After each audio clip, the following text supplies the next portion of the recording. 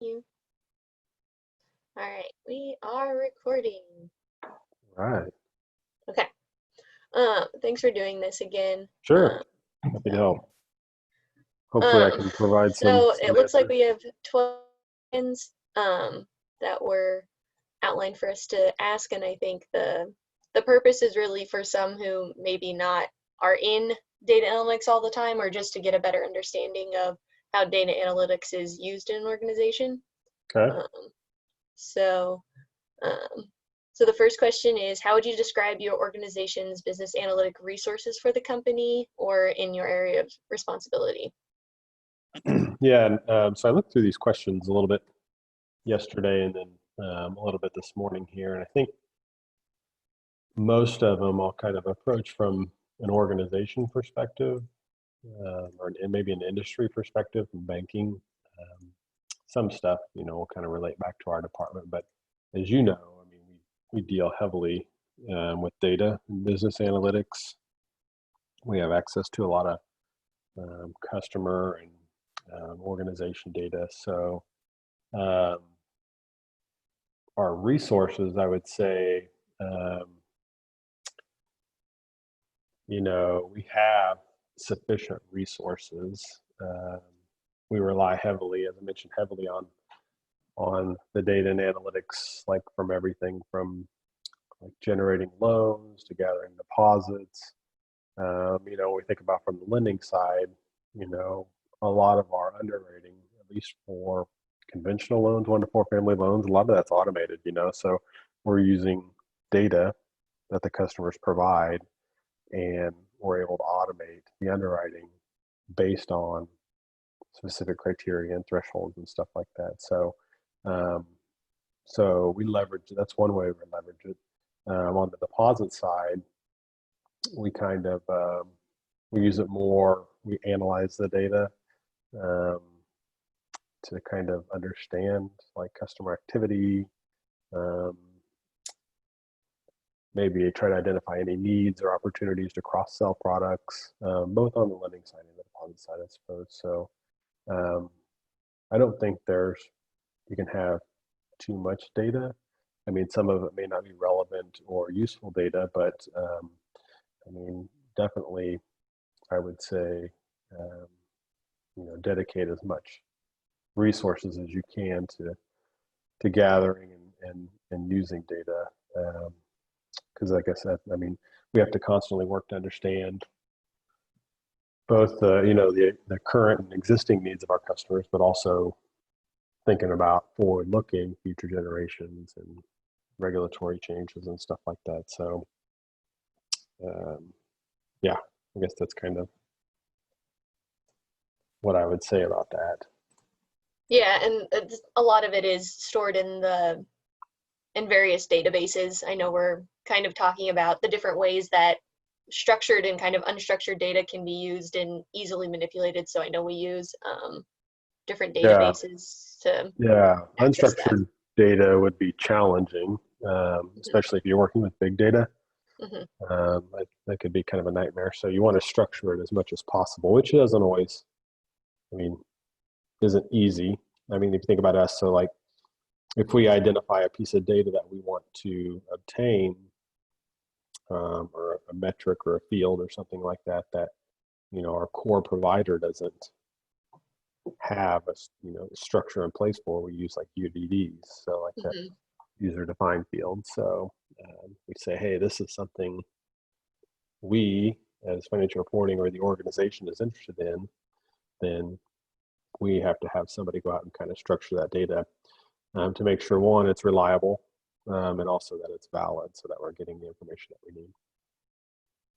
Okay, thanks. The next one is, what key outcomes are you chartered to deliver? So kind of what reports and um, how do we use data analytics to, what are the results that we need to present?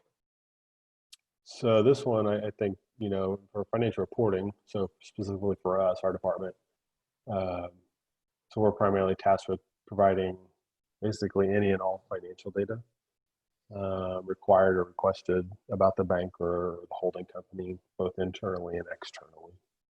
So That's SEC reporting is a big one, externally.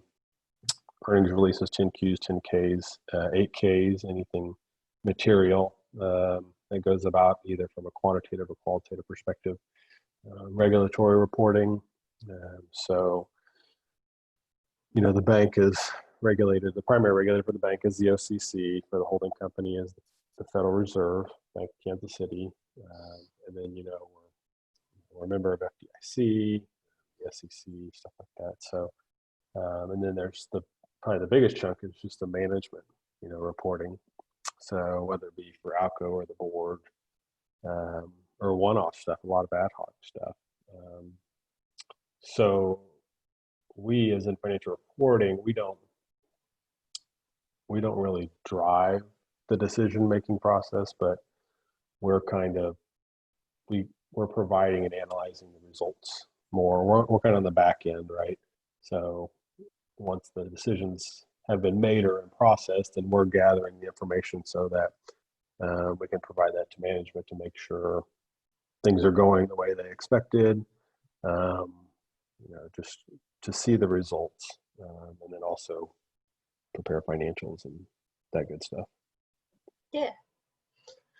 I like this third question. As opposed to business plans, what are some key business pains you are currently facing? Yeah. Well, what would you say about this one? I think one of the ones that we're facing, and I think we've been struggling with a little bit, is just the IT side of it sometimes, making changes to the reports because there are so many elements and it's constantly changing. Sometimes getting the reports to remain up to date can be a little bit painful for us, especially for our department. Um, uh, I don't know a lot. I think sometimes it's just that we run really lean, I think could be another one. There's a lot of requests for the data, and sometimes it's trying to manage getting all of the data out and in a timely manner. So those are the two that I can currently think of off the top of my head. Yeah, and I think those are both relevant. And I think if we think of it a little more broadly, again, from either an organizational or industry perspective, I think technology is probably the biggest pain, so to speak, quote unquote, in that it's like a persistent, like it's always ongoing, and it's very expensive. Technology is. It's very expensive to onboard. It's very expensive to maintain. It's very expensive to update. There's a lot of testing, so it's not just a financial impact. It's kind of the human capital impact too. But as we've seen, just the industry and the world in general is obviously gravitating more and more every day to technology. So it's something that you have to undertake and you have to invest in, I think, if you want to remain relevant in the industry, and competitive as well. So I would say technology is a big one, and I don't think it's ever going away. And then I think another one that I thought of is just kind of anytime there's like sweeping regulatory changes or updates, whenever there's a big financial crisis or anything like that, whenever like Congress issues sweeping reforms, that catches up a lot of institutions that can have, well, I guess, negative implications on a lot of institutions, especially if it's not something like you're used to or you've been involved with. So just from my experience, I think of like the Great Recession, so the housing crisis in 2008, 2009, when that started, I was working with the bank. And so Dodd-Frank is the big piece of legislation that came out of that. And so, I mean, I understand it. I get why they want to issue these regulations, Congress and stuff like that. But basically, there's a lot of unintended consequences that have to get, or that eventually get kind of filtered out. And then it just makes it challenging because, I mean, we weren't doing any of the things or engaged in any activities that were responsible for the financial crisis. But all of a sudden, we have to start complying with all these new rules and regulations. Mhm. And so one of the things that did is, our internal audit and risk management function used to be one. Well, then the regulators come in and says, okay, well, now you have to split these departments out. You have to hire new staff. You have to do more training. So, like, okay, I mean, not that that doesn't make sense, but it takes time and it takes money. So when it wasn't an issue for us before, things were functioning as they should have been. So anyway, so SOX is another one. So that was a little before my time. That was, I think, the early 2000s, 2001, 2002, Enron and stuff like that. So SOX essentially, so CapFed went public in 1999. Um, and then it wasn't until SOX came out that we had to create kind of the separation of duties. So the financial reporting department was created. So our jobs came out of SOX, the accounting. So that kind of grew both of those departments. They used to be pretty small. Uh, and like Deloitte would pretty much prepare all of our regulatory and SEC filings. But out of that came, our department. So it's like, well, that's good. We have jobs because of it. But it was very expensive for the bank to comply with. So. Yeah. Um, so question 4, what business challenges are you striving to resolve or improve? Uh, so that's, I guess, probably always something. Um, I think from an industry perspective right now, I mean, if you think of just the pandemic, so think of COVID-19. Um, so I see tons of resources and articles and stuff written about the the impact um, or the potential impact of this pandemic on uh, globally macroeconomy, and it's all the way down to the microeconomy. Looking at unemployment, business closures, the slowdown of income growth. Any economic metric you can think of. So I think, um, I mean, that's going to be a big challenge that um, the financial industry, we're kind of on the back end of things. So we'll see how all these slowdowns um, kind of ultimately affect the industry. Mhm. So that's one that I don't think you can resolve or improve per se, but it's going to be a big challenge coming down the pipe. More specific to us, like a business challenge that we've been striving to resolve or improve, I would say, is just the full integration of Capital City of our acquisition. Mhm. Um, so we've made a lot of progress since we closed the acquisition in August of 2018. We made a lot of progress, but there's been a lot of challenges with that. So we were a retail bank, a thrift organization that acquired a commercial bank. So we didn't have the commercial platform side of things built out. Like we weren't ready just to onboard them. So what we had to do is take a lot of their technology, or maybe not their technology, but we had to figure out what was the best um, long-term technology or products, departments, things like that, how to basically just integrate all that into our existing core and our culture. So um, some things have went pretty quick and went well, and some things haven't. I don't think anything's particularly bad. It's just things maybe are going slower than what we anticipated. Think about specifically to like us, like the core conversion. So initially, we were thinking that would be done within a few months after we closed the acquisition, um, and it drew out to what, 9 months. Mhm. Um, and even then, there was questions of were we ready? And I don't know that you're ever really ready. Sometimes you just kind of have to pull the band-aid off and go with it. Um, but that's just an example. It's like just things take longer. Um, but one of the reasons we acquired them, one of the big reasons was, it was a smaller shop. They're local. We like the culture, we like the credits, uh, but we felt like we could then take it and kind of where they were located in some of our areas, but we didn't have a lot of overlap. So we want to take that business model and that staff and kind of scale it. All right. So take it to our other market areas, our footprints, and not only grow it with the new customer base, but leverage our existing customer base as well. So we have a lot of customers that have commercial needs, existing legacy cap fed customers, but that's just not something we offered, right? Mhm. So now, once we announce this acquisition, everybody thinks, okay, well, now we're going to be able to use cap fed for more commercial resources, and so we've gotten there. I mean, we've made progress, but we just haven't quite gotten there. And I know, going back to technology being an issue, that's been a big hurdle. Is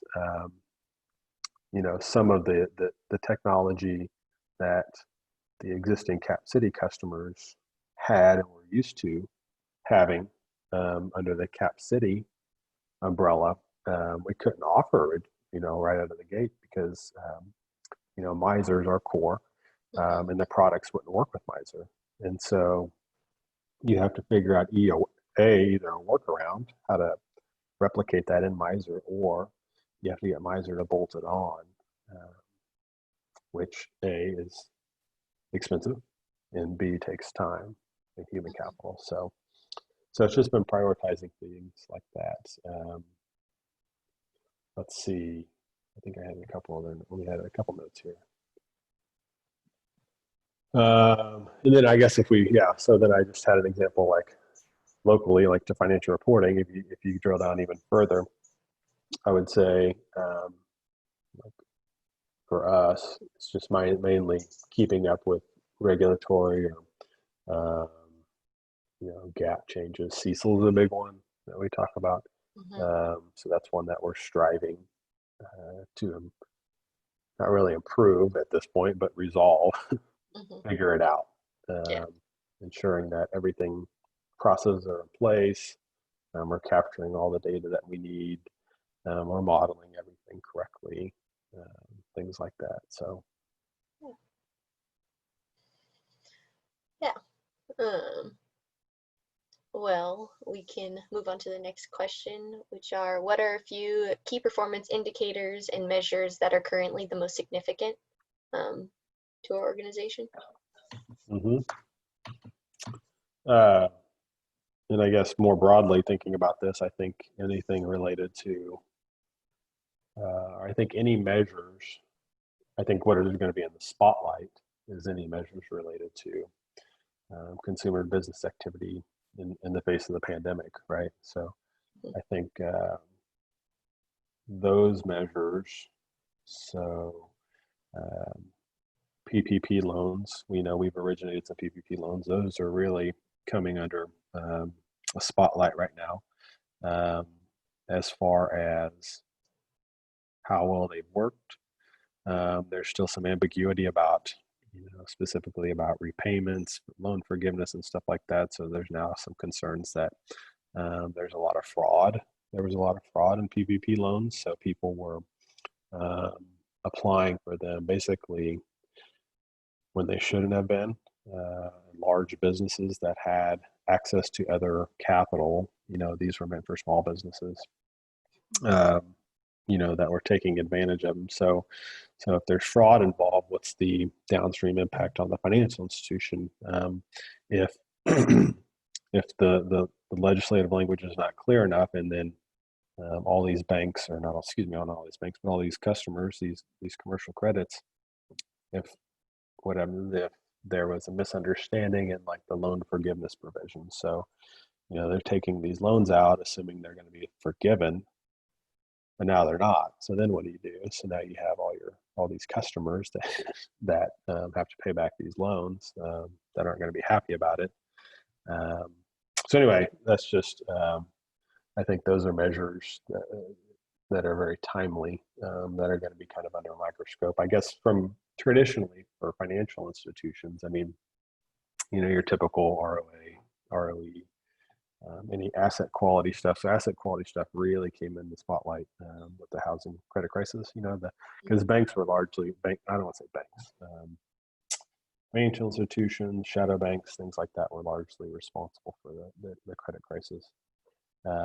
Mortgage originators, things like that. So asset quality really came under then. So your non-performing loans, non-performing assets, your provision, stuff like that. Efficiency ratio is another one for banks, big one for banks. Net interest margin, regulatory capital, earnings for publicly traded institutions, earnings per share, stuff like that.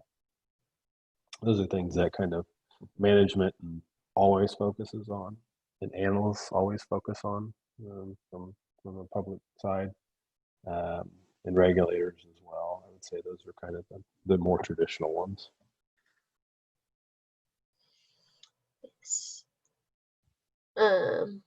Yeah, those all sound. I didn't know about the PPP loans, but all the other indicators were what I was expecting. And I mean, the pandemic, it kind of really ramped up in February, late February, kind of got into full, at least in the States, kind of got into full swing in March. But I think, this June quarter end, we're going to have a full quarter of the pandemic under our belts. And so it'll be interesting to see how the reporting, how the data comes out on that. Because I think it was kind of masked with the 331 numbers. But also from the financial institutions perspective, so they came out with interim final rules. Regulators came out with interim final rules, GAAP. The SEC basically said, all these loans like that, you could work with customers basically and grant them, a deferral or forbearance if they need it on their loans. And you basically don't have to consider that like a TDR, a trouble debt restructuring. You don't have to consider if they were current at the time that you modify their loan or provide this forbearance or deferral, then you don't have to consider them delinquent or anything like that. So that also, I think, is going to kind of mask things because you have people that are requesting these payment deferrals, not making payments for 3 to 6 months. So at 6:30, I mean, those loans are probably going to be. I mean, I don't think anything's going to look markedly different. So it's going to be maybe in the 9:30 quarter, 12:31 is when you're going to see maybe the impact of some of those when those modifications kind of come to an end, or maybe they modify them again. Maybe institutions modify them again. I don't know. So I think there'll be some credit issues that obviously come out of that. It's just when and how they manifest themselves. Yeah, it's going to be interesting to see. Yeah. I mean, so you talk about. I mean, this is about business analytics and data. I mean, that's going to drive a lot of valuations and economic performance is predicated on it. So it's going to be interesting. It's not going to be great, I can tell you that.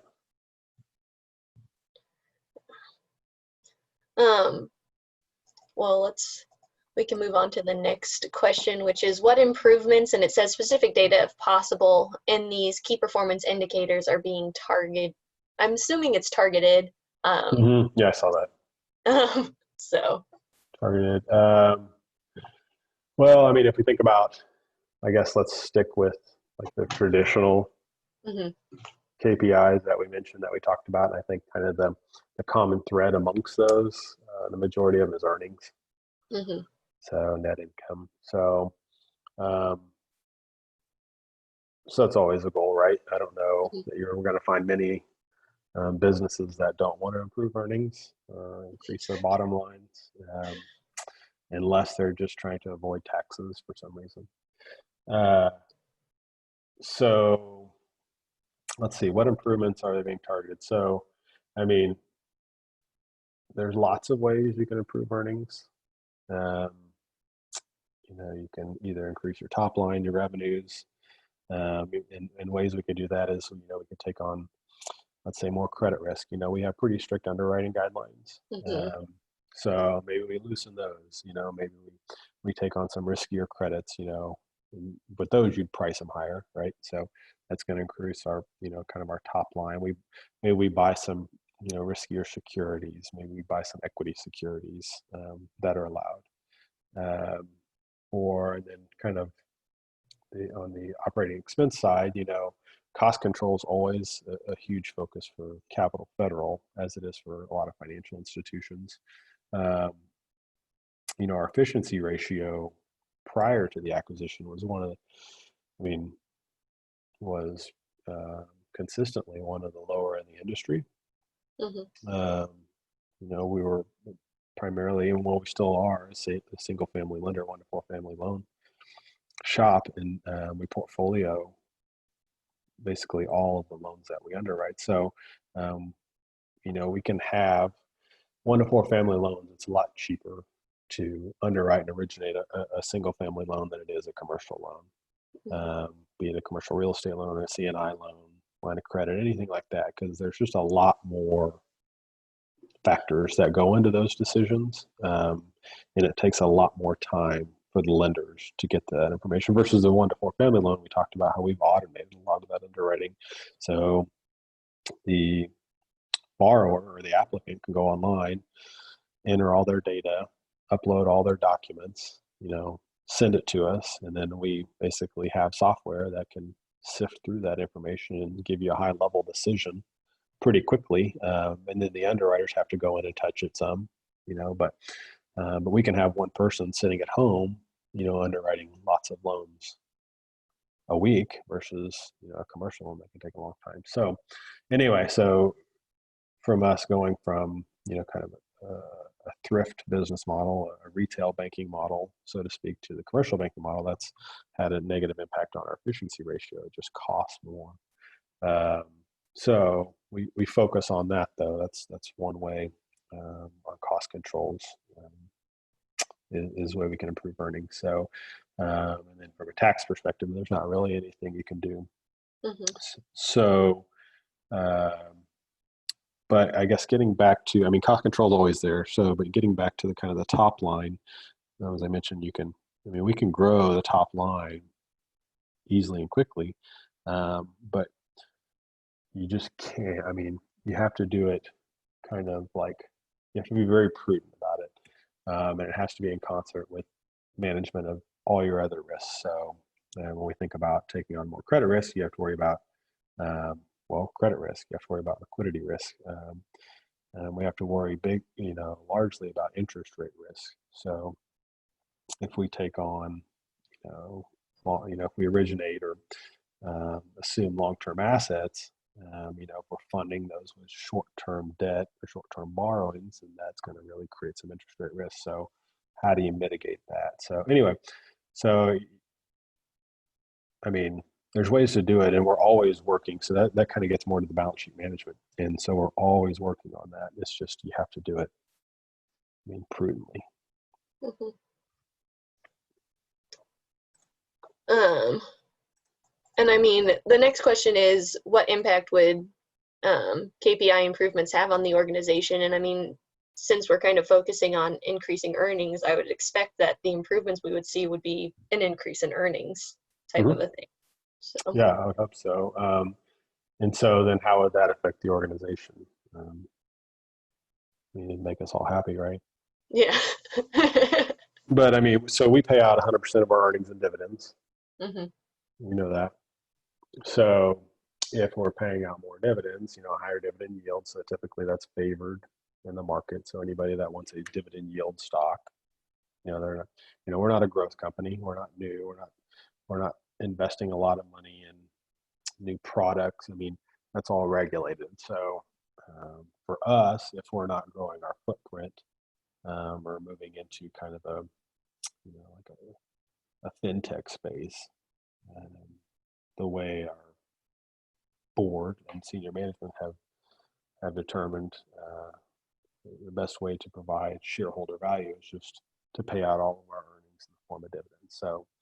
Um, so hopefully that would increase shareholder value, stock price, things like that. Yeah. It also, I mean, if you have those core metrics we talked about, from a regulatory perspective too, the regulators like that, so if you have stronger metrics in, so when they come in for their exams, maybe they're not spending as much time here focusing, but also, you meet certain thresholds and then it makes it easier.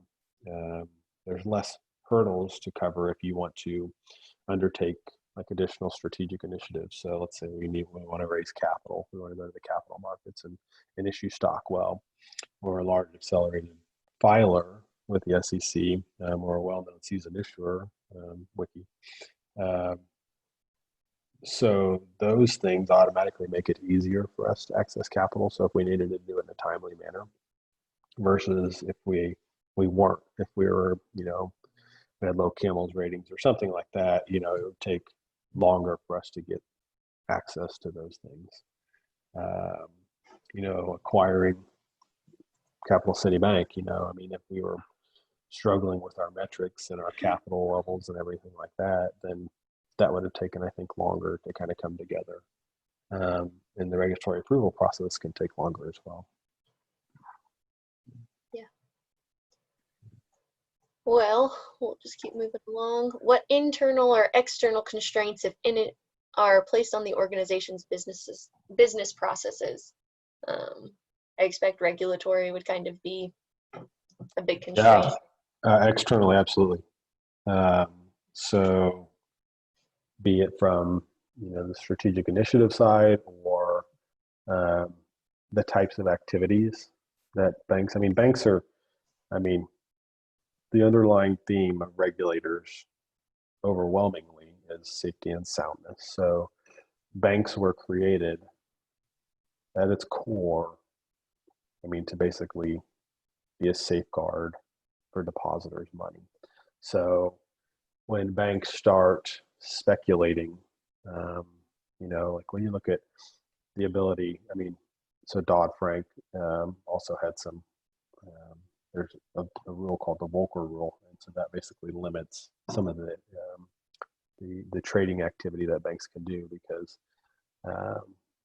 banks can get some banks can get very speculative. They can be investing in, I don't know, anything that, or they could, at least in prior times. But now, like if you look at our securities portfolio, it's basically all, agency bonds, agency securities, so GSE backed, Fannie Mae, Freddie Mac, things like that. From the mortgage back, we have some municipal market. That's kind of a different story, but there's basically, we can't go out and invest in, Puerto Rican revenue bonds, right? So, but that's not to say financial institutions wouldn't try or previously tried, but that's kind of getting away from, that's putting depositor money at risk. And so regulators want to try to mitigate that. And that makes sense. So they limit, so like it's got to be like investment grade. So we can't invest in any securities that are lower than investment grade, which is, I think, like single A, double, I don't know what's investment grade. It's got to be above single A, I think, or something, depending on the rating agency you're using. Yeah. So basically stuff that's, lower risk. So anyway, so the regulations, those impose constraints on the types of activities that you can engage in, kind of within reason, I guess. So that would be kind of a good example of an external. Internally, I guess I would circle back to kind of the human capital side. Technology, obviously, but right now, like our investments in technology aren't really being constrained by cost. So we're willing to make the investment. This pandemic thing's kind of put a damper on things, and we're trying to really focus on cost control. But but we're willing to make the investments that we need to kind of for the long-term benefit of our customers and the company. So, but it's more just the bandwidth, of our employees, and the people. So our IT department just kind of keeps growing. You've noticed, Hmm. and for better or worse, and whether or not they're structuring it the way they should is another topic of discussion. But so we're making the investment, but it's just having. I mean, I see, Tara. She's a member of TAP, Technology Action Plan, I think is what that acronym stands for. So basically, they get together every month, and IT has this list of all these requests that people have made, and software and processes that need to get implemented, and they have to go through and kind of prioritize based on the resources available what they should be working on and what the kind of the direction from the board and executive management is. So yeah, so those would, I think, internally, I think human capital is probably one of our biggest constraints. Is there any constraints due to like data privacy at all? I know we were talking about how you kind of put, they call it data governance in place to make sure that you are protecting consumer data and preventing people who don't need it from having access to it and different things. Do you think that affects business processes at all? Or not as much? Maybe. I mean, maybe, yeah. Obviously, that's something we're always managing is who has access to what. Mm-hmm. But I think that's easier to control. Okay. We kind of have those processes in place. So, Hmm. are you thinking about it from the perspective of like if we had access to more Mm-hmm. customer data? Um, Maybe. I guess I couldn't answer that Yeah. because I don't know. Maybe. Do you have an example? No, I was just curious. We just went over that chapter, and that was one of the things that they were wondering if constraining data or removing data. I don't know if it affects us too much because we have pretty high access to data, but are there other departments that if they had access to data, would their processes improve or? Well, and I don't know if it's from the content or the type, but I do think like if like something that I've wanted to work on for a long time, it's just not been feasible as like dashboards. So for like executive management. So it's not necessarily that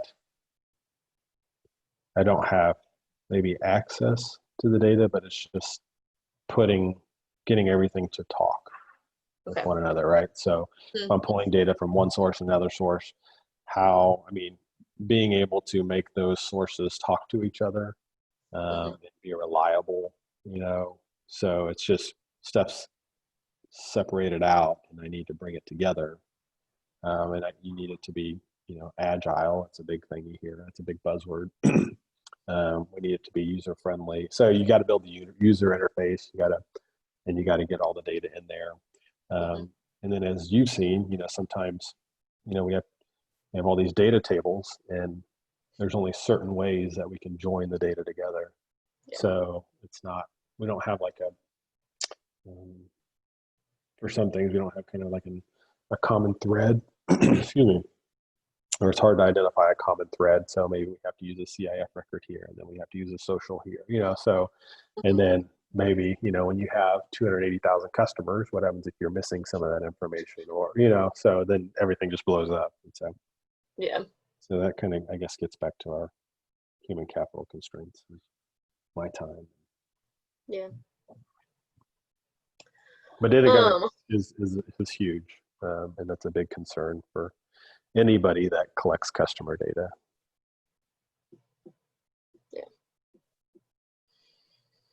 Yeah. Well, we can move on to question 9, which is what type of analytical data is available for you in your role? Um, Lots. yeah. Uh, so I would say, we work with big data a lot. Yeah. So as I mentioned, 280,000 retail deposit customers. Um, 60,000 one to four family loans. So we see lots of data. So I guess the type of analytic data I would say that we focus and work with the most is loan level data, deposit level data. I mean, that's the core of our business. Beyond that, it would be GL data, so when we're looking at activity, performance, things like that.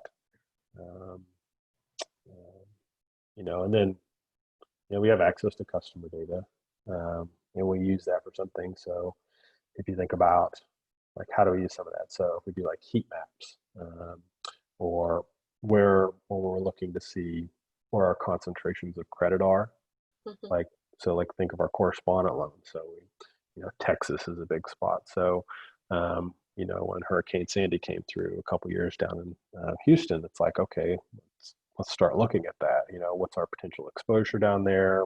Do we need to reach out to customers, stuff like that? So we had to pull a lot of geographic data.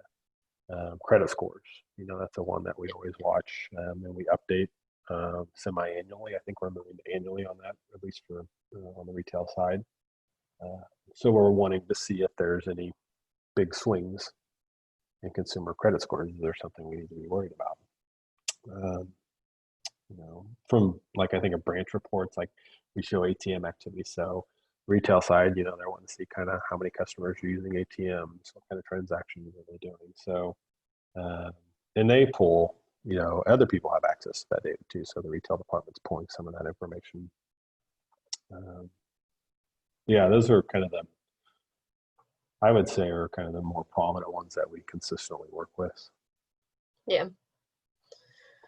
I'm actually curious about what your thoughts are on this one. Is what analytic data, if any, is provided for your utilization that is not helpful? I mean, there's a lot of, I don't know if you've looked through some of the tables, the data tables out there, there's a lot of stuff in there that we don't really have a use for. In my mind, I think anything that's like very too customer specific, like social security numbers, it's like we have access to it, but I mean, we can't, there's nothing we can use that for, like to either analyze or glean or learn, basically. I mean, that's just a number, right? So,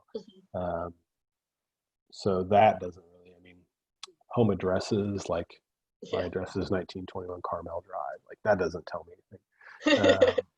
I mean, we look at like states and counties, and obviously I know we've used like zip codes and stuff like that. Yeah, exactly. Zip codes, exactly. So I guess just, I mean, even names like Destiny Bruno, like, I mean, unless I know you. So now I guess I should delineate here. So just my background, I'm thinking more from the retail side. From the commercial side, those kinds of things can matter. So if you talk to Bob Koberman, he can probably name you all of our commercial customers. I mean, and so names mean something to him. So they want to see reports sometimes with names. That's how they know. I mean, they know the customers that well. Socials probably don't mean anything to them either, but addresses they might. So I guess I should caveat that with that. Historically, anything super customer specific isn't that useful, but it might be more so on the commercial side to some of those guys. Yeah, I know it's been funny. There are times where they'll just reference the loan. Oh, that's this loan. I'm like, I have a loan number. That's all I got for you. Exactly. Yeah.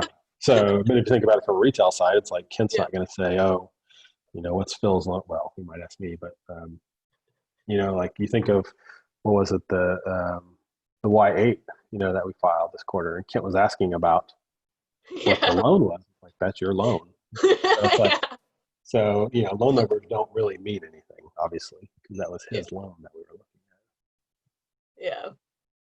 Yeah. But I mean, maybe that, so it's one of those things that, I always think you can't really get enough data. So maybe it'll have, maybe there's a use for it, and just that we're not aware of it, or we're not thinking of it. So I can't say that it's not helpful, but I would say we don't use that stuff right now. Yeah. On the flip side, what type of analytical data is currently not available that would be helpful to have?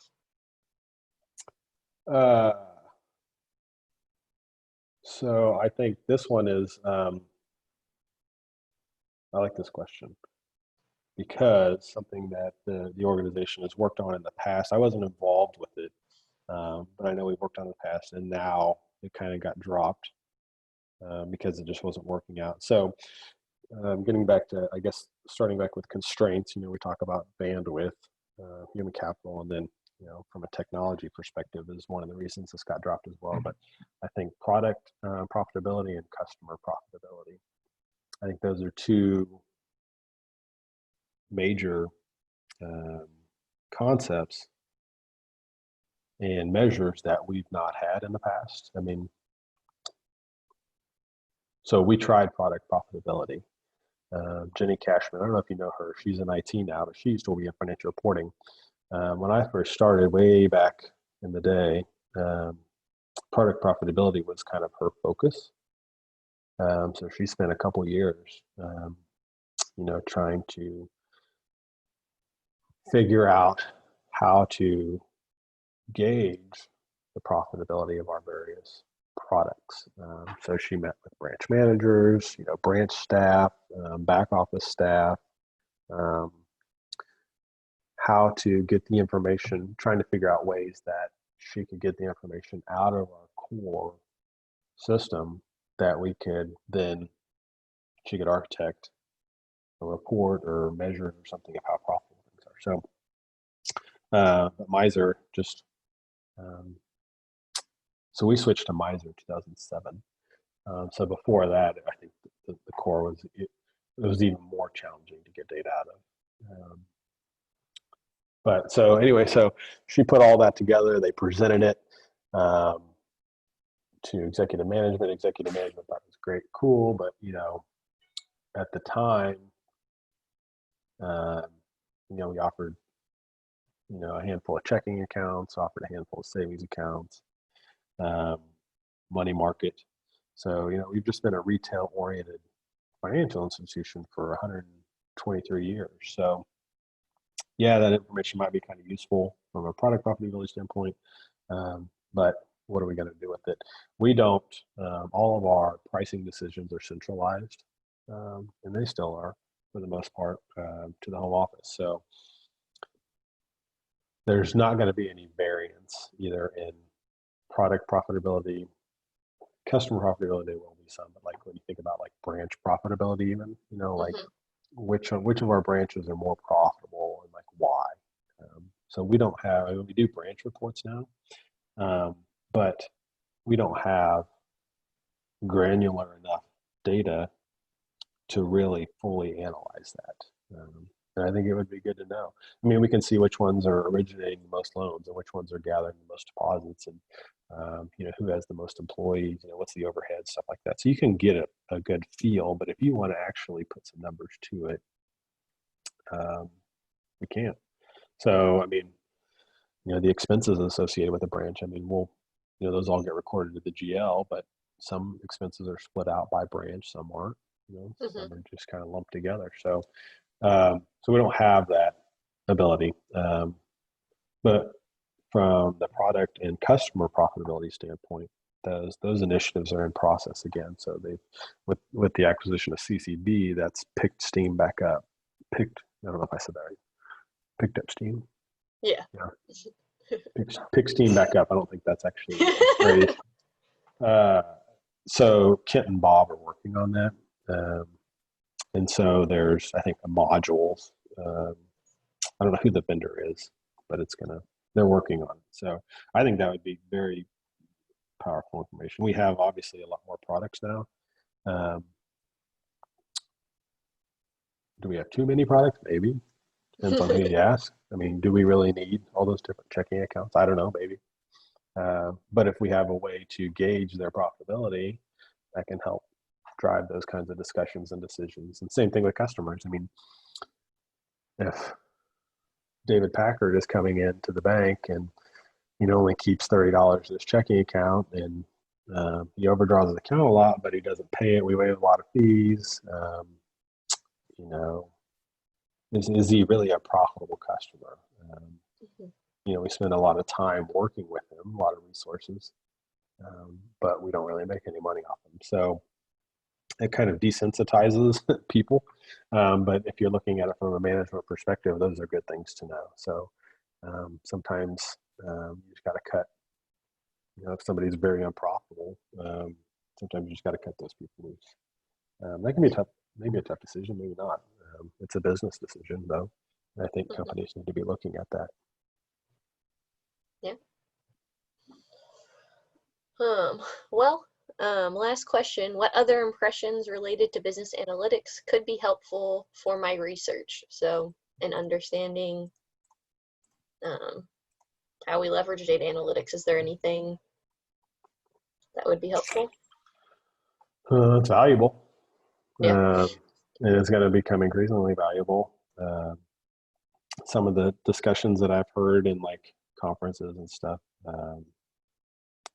is that they always throw out like percentages, and I don't know where they get these numbers or if they're true or not, but basically that majority of the customers,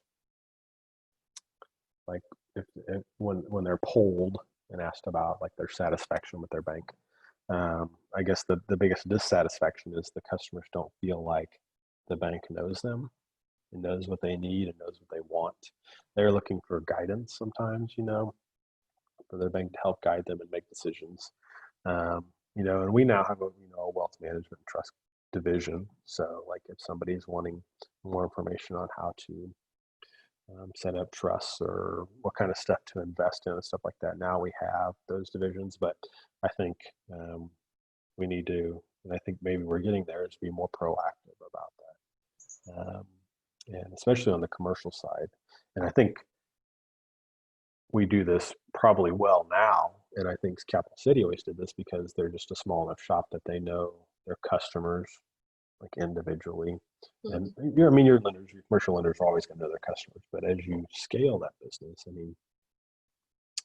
we need to better understand, make sure we understand. I don't want to say better because I don't know the current situation, but we need to make sure we understand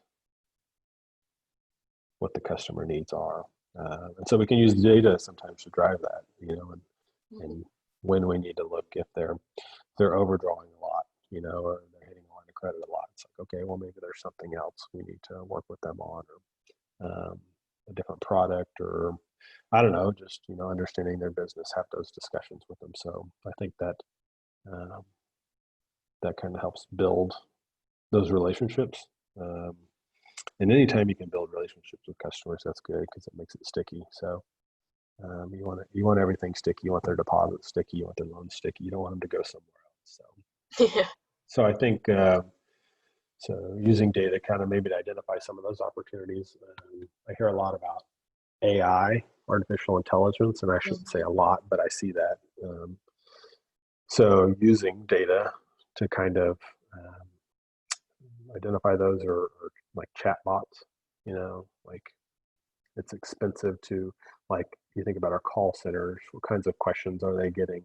Um, if they're getting a lot of the same questions, like if you have chat bots or AI, that can help take some of the pressure off the call center volume, and help automate that. So anyway, yeah, so there's lots of stuff out there. Yeah. Think big takeaway is just it's always growing and it's always changing and just gotta try and keep up. Yeah, yeah. The marketplace is, and it'll continue to evolve, um, especially as we start focusing on the next generation. You millennials, and Gen Z. How are you guys going to bank? What's important to you guys? The brick and mortars have taken a big hit. You think about banks. Um, I present some information. Even I think I might have been a slide in when we went down to K State. Just kind of showing how branches aren't really being built much. They kind of really plateaued before it was. People wanted that high touch, and some people still do. So there's a balance there you have to strike. if they want to come into the branch, um, or if they want to do it online, I think uh, the findings are that, for the more intricate transactions, loans, and stuff like that. Well, I mean, one to four family though, people don't even really want to come in. The commercial loans they do. I mean, because there's just you need high touch there. There's lots of information, but um, you know, if they're opening an account, I mean, we offer online account opening as do a lot of institutions, and so that pick up steam over the years. More people just even from local deposits. So that's telling me that they would rather just open an account online versus than coming into a branch and meet with somebody. But we have got the legacy customers who I don't know, I can't remember what our median age is of our customers. So age is a data point that we use. Apparently retail uses, but I think it's probably over 60, you know? Wow. So those folks typically are less savvy from a technology perspective, and they grew up with the coming into the branch and visiting with their bankers and their tellers and stuff like that, and so they still do that. But then the younger customers don't as much. And so what are we going to do when there's that large wealth transfer? So as the average age, as our customers, the bulk of our customers age, unfortunately, they're going to die at some point. So that wealth is going to get transferred somewhere, if it's to kids or relatives or whatever. One, we want to make sure those deposits don't leave the bank if possible. We want to keep them, but then how is that next generation? How are they going to want to bank? Making sure we're positioned and we have the products and services that are going to keep that money with us. Mm-hmm. I don't know how you handle all those. That's retail's job. Yeah. There's something to think about though. Yeah. Well, that's all I got. So thank you again. Sure. So now I just Yeah. gotta write the paper. Yeah, I saw your rubric there. So looks like you have your work cut out for you. Yep. When's it due? I'm gonna stop the recording real fast.